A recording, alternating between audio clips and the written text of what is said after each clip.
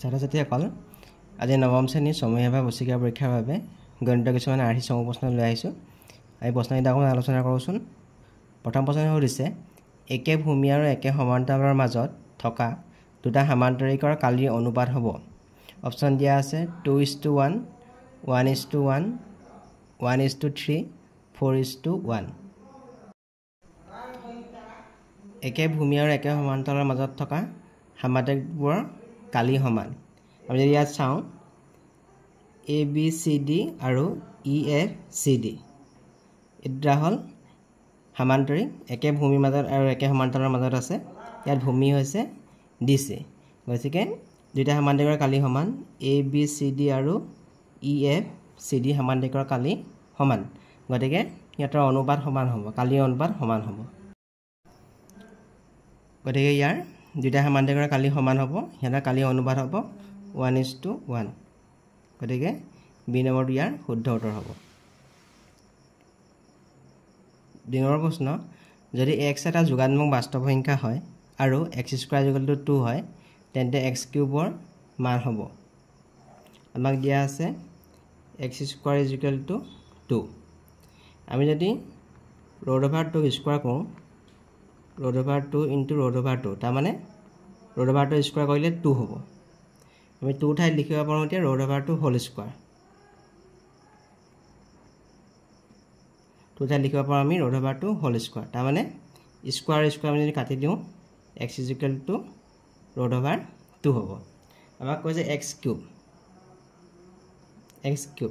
মানে √2 whole cube, তাৰমানে √2 whole cube মানে √2 তিনিটা পূৰণ হ'ব। আমি জানো যে √2 পূৰণ কৰিলে হ'ব 2 × √2 পূৰণ কৰিলে 2 হ'ল, 2 × √2 মানে হ'ব 2√2। গতিকে শুদ্ধ উত্তৰটো হ'ব অপশ্যন চি।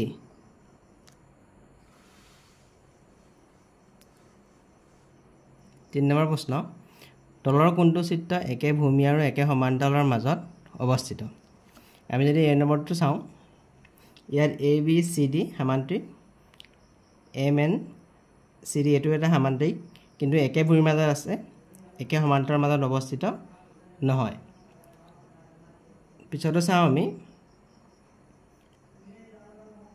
বি নম্বৰ চিত্ৰ, এইটো একে ভূমিৰ মাজত আছে কিন্তু একে সমান্তৰালৰ মাজত অৱস্থিত নহয়।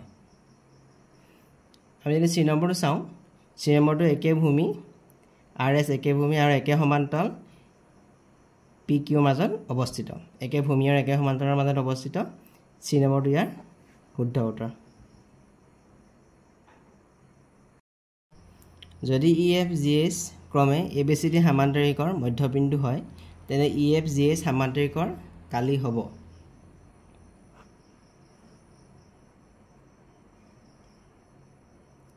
ABCD সামান্তৰিকৰ মধ্যবিন্দু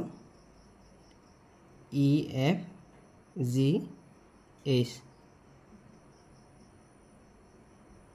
তেন্তে EFGH সামান্তৰিকটোৰ কালি হ'ব EFGH সামান্তৰিকটোৰ কালি হ'ব ABCD সামান্তৰিকৰ কালিৰ আধা। গতিকে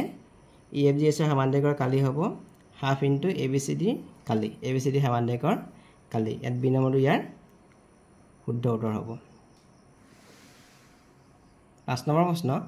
63/175ক দশমিকত প্ৰকাশ কৰিলে হ'ব। 63/175 7 × 9 = 63 হ'ব। 7ৰ লগত আমি 25 পূৰণ কৰিলে 75 পাম। গতিকে আমি যদি 7 কাটি দিওঁ, ইয়াত থাকিলে আমাৰ 9/25। আমি এতিয়া হৰটোৰ 10ৰ গুণিতক হিচাপে প্ৰকাশ কৰিম। আমি যদি 25ৰ লগত 4 পূৰণ কৰি আমি 100 পাম, গতিকে 9ৰ লগতো আমি 4 পূৰণ কৰিম। 9ৰ লগত 4 পূৰণ কৰিলে হৈ গ'ল 36, তলত হৈ গ'ল 100। 100/36 মানে হ'ব 0.36। গতিকে শুদ্ধ উত্তৰটো অপশ্যন হ'ব অপশ্যন ডি। 6 নম্বৰ প্ৰশ্ন, ABCD এটা আয়ত ABCD এটা আয়ত A B C D P Q R S ক্ৰমে A B B C C D আৰু ডি এ বাহু মধ্যবিন্দু পি কিউ আৰ এছ তেন্তে পি কিউ আৰ এছ এটা কি হ'ব সুধিছে পি কিউ আৰু আৰ এছ আয়ত হ'বনে ৰম্বাছ হ'বনে সামান্তৰিক হ'বনে বৰ্গ হ'ব তেন্তে যদি এ বি চি ডি এটা আয়ত হয় আৰু মধ্যবিন্দু যদি পি কিউ আৰু এছ হয় তেন্তে পি কিউ আৰ এছ হ'ব এটা ৰম্বাছ বি নম্বৰটো ইয়াৰ শুদ্ধ উত্তৰ 7 প্ৰশ্ন যদি x + 2 টো x² + mx + 14 এটা উৎপাদক হয় তেন্তে টুৱাইছ এমৰ মান কিমান হ'ব সুধিছে অপশ্যন দিয়া আছে -11 11 18 -22 আমি প্ৰথমতে x + 2 ৰ শূন্যটো উলিয়াই ল'ম x + 2 0 ধৰি ল'ম x ৰ মান হ'ব -2 যেহেতু x + 2 x² + mx + 14 এটা উৎপাদক তেন্তে p -2 0 হ'ব এতিয়া আমি এই ৰাশিটোত x ৰ মানটো আমি -2 বহাই দিম -2 whole square plus m into -2 plus 14 0 এটো কইলে হ'ব 4 m ৰ লগত -2 পূৰণ কৰিলে হ'ব টুৱাইছ m plus 14 0 4 plus 14 হ'ব 18 টুৱাইছ m টো পক্ষান্তৰ কৰিলে হ'ব 2m হৈ গ'ল এতিয়া আমাৰ খুলিছে টুৱাইছ m ৰ মান কিমান হ'ব এতিয়া 18 গতিকে ৰাইট আনসাৰটো হ'ব অপচন সি 8 নম্বৰ প্ৰশ্ন তলৰ কোনটো সংখ্যাৰ সৈতে 5 এটা সহমৌলিক সংখ্যা হ'ব সহমৌলিক সংখ্যা হ'বলৈ হ'লে সংখ্যা দুটাৰ মাজৰ সাধাৰণ উৎপাদক অকল 1 হ'ব লাগিব আমি যদি প্ৰথমটো চাওঁ অপচন ইয়াত 10 আছে 5 আৰু 10ৰ সাধাৰণ উৎপাদক 1ৰ বাহিৰেও 5টো হ'ব তেনেকৈ 15 5 আৰু 15ৰ সাধাৰণ উৎপাদক 1 আৰু 5 হ'ব তেনেকৈ কিন্তু যদি আমি ষাঠিটো চাওঁ ষাঠিটো 5 আৰু ষাঠিৰ মাজৰ সাধাৰণ উৎপাদক 1 আৰু 5 হ'ব কিন্তু আমি যদি 6টো চাওঁ 5 আৰু 6 এই সংখ্যাযোৰ সহমৌলিক সংখ্যা হ'ব কাৰণ হিহঁতৰ মাজৰ সাধাৰণ উৎপাদক অকল 1 আছে আৰু বেলেগ নাই গতিকে তলৰ কোনটো সংখ্যাৰ সৈতে 5 এটা সহমৌলিক সংখ্যা হ'ব হেতু হ'ব অপচন সি 9 নম্বৰ প্ৰশ্ন যদি a/b plus b/a -1 হয় তেন্তে a³ - b³ ৰ মান হ'ব আমাক দিয়া আছে a/b plus b/a -1 আমি যদি লখাগু লওঁ a আৰু b লখাগু হ'ব ab তেতিয়াহ'লে ইয়াত হৈ যাব b লগত a পূৰণ কৰিলে ab হ'ব গতিকে লবটোৰ লগত a পূৰণ কৰিলে হ'ব a² তেন্তে ইয়াত a আছে আমাৰ লখাগু হ'ব লাগে ab হ'ব লাগে ইয়াৰ কাৰণে b পূৰণ কৰিব লাগিব গতিকে b লগত হ'ব b² -1 তাৰমানে a² plus b² ab টো আমি বৰ্গকৰণ কৰিলে হ'ব -ab a² plus b² plus ab 0 পালো আমি এটা জানো যে a³ - b³ a³ - b³ a - b a² plus ab plus b² আমি ইয়াত উলিয়াই দিছো a² plus ab plus a² plus b² plus ab তাৰমানে a² plus ab plus b² ইয়াৰ মানটো আমি 0 পাই থৈছো ইয়াত আমি বহাই দিম a - b into 0 যদি ইয়াৰ লগত 0 পূৰণ কৰোঁ আনসাৰটো হৈ যাব 0 এই শুদ্ধ অপচনটো অপচন সি বিন্দু এটাৰ কোটি ঋণাত্মক হয় প্ৰথম আৰু দ্বিতীয় চুকত তৃতীয় আৰু চতুৰ্থ চুকত কেৱল তৃতীয় চুকত কেৱল দ্বিতীয় চুকত আমি যদি কাৰ্টেছিয়া সমতলখন মনত পেলাওঁ এটো প্ৰথম চুক দ্বিতীয় চুক তৃতীয় চুক এটো চতুৰ্থ চুক এই তৃতীয় আৰু চতুৰ্থ চুকত আমাৰ কোটিটো ঋণাত্মক y স্থানাংকটো ঋণাত্মক হয় ইয়াত x স্থানাংক নিগেটিভ y স্থানাংক নিগেটিভ ইয়াত x স্থানাংক পজিটিভ y স্থানাংক নিগেটিভ y স্থানাংকটো আমি কোটি বুলি কওঁ গতিকে কোনটা চুকত আমাৰ বিন্দুটাৰ কোটি ঋণাত্মক হয় তৃতীয় আৰু চতুৰ্থ চুকত গতিকে শুদ্ধটো হ'ব অপশ্যন বি তৃতীয় আৰু চতুৰ্থ চুকত root over 12 into root over 15 ৰ মান হ'ব root over 12 into root over 15 root over 12 টো ভাঙিব পাৰো আমি 2 স্কয়াৰ into 3 আৰু root over 15 টো ভাঙিব পাৰো 3 into root over 3 into root over 5 এতিয়া root over 2 স্কয়াৰ কৰিলে হ'ব 2 root over 3 হৈ যাব 2 টো বৰ্গমূল ওলাই আহিব ইয়াত থাকিলে root over 3 into root over 5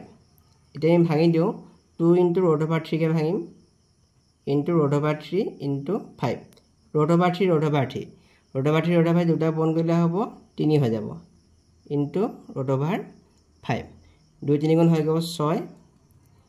6 into root over 5 হৈ যাব তাৰমানে হৈ যাব 6 root over 5 শুদ্ধটো হ'ব অপচন বি তলৰ কোনটো শুদ্ধ এ নম্বৰটো x² + y² = x + y² + 2xy এটো অশুদ্ধ x³ - y³ = x + y³ + 3xy এটো অশুদ্ধ x³ + y³ = x - y³ + 3xy এটো অশুদ্ধ x³ - y³ = x - y into x² + xy + y² এটো হয় আমাৰ শুদ্ধ গতিকে ডি নম্বৰ অপচনটো হ'ল শুদ্ধ 13 নম্বৰ প্ৰশ্ন যদি root 2 = 1.41 হয় তেন্তে 5 into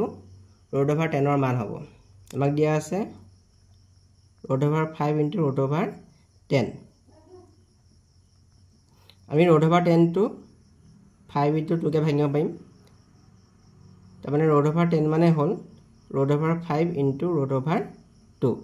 এতিয়া আমি root over 5 যদি দুটা পূৰণ কৰোঁ তেতিয়া হৈ যাব 5 into root over 2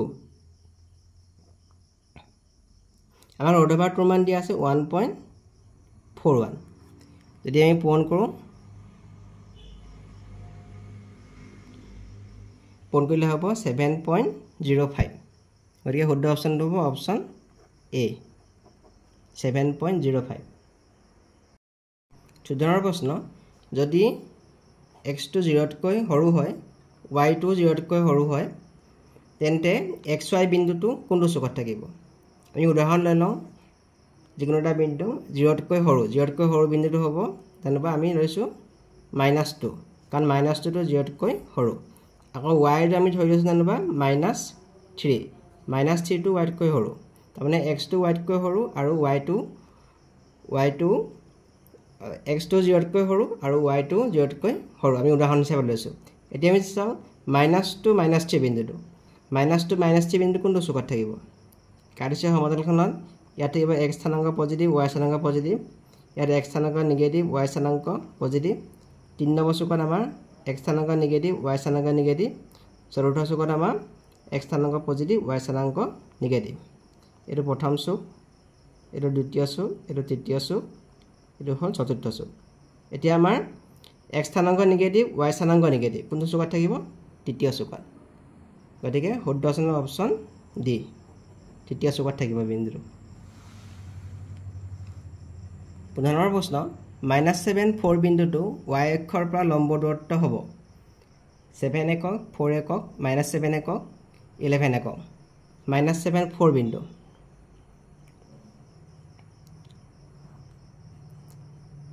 x -1 -2 -3 -4 -5 -6 -7 আৰু 1 2 3 4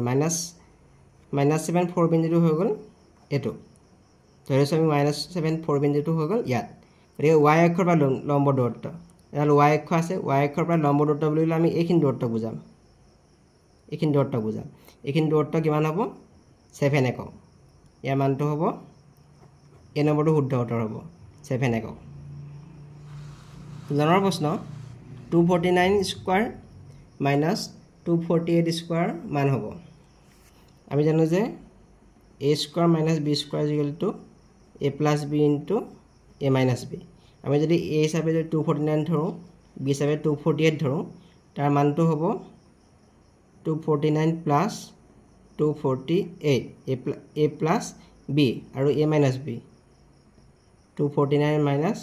248 আমি এটা যোগ কৰিলে হ'ব 497 আৰু এটা বিয়োগ কৰিলে হ'ব মাইনাছ 249 পৰা যদি 248 বিয়োগ কৰোঁ 1 থাকিব তাৰমানে আনসাৰটো হ'ব 497 শুদ্ধ অপশ্যনটো হ'ব অপশ্যন ডি 17 নম্বৰ প্ৰশ্ন y অক্ষৰ ওপৰত থকা সকলো বিন্দুৰ কোটি y অক্ষৰ ওপৰত থকা সকলো বিন্দুৰ কোটি হ'ব 0 গতিকে শুদ্ধ অপশ্যনটো হ'ব y অক্ষৰ ওপৰত থকা সকলো বিন্দুৰ কোটি অপশ্যন দিয়া আছে 1 -1 0 যিকোনো সংখ্যা y অক্ষৰ ওপৰত থকা সকলো বিন্দুৰ কোটি যিকোনো সংখ্যা হ'ব পাৰে ডি নম্বৰটো ইয়াৰ শুদ্ধ উত্তৰ হ'ব y অক্ষত কিন্তু সকলো বিন্দুৰ ভুজটো 0 হ'ব ভুজ মানে x স্থানাংক y অক্ষত x স্থানাংকটো 0 হয় কিন্তু কোটি আমাৰ যিকোনো সংখ্যা হ'ব পাৰে please subscribe and share my videos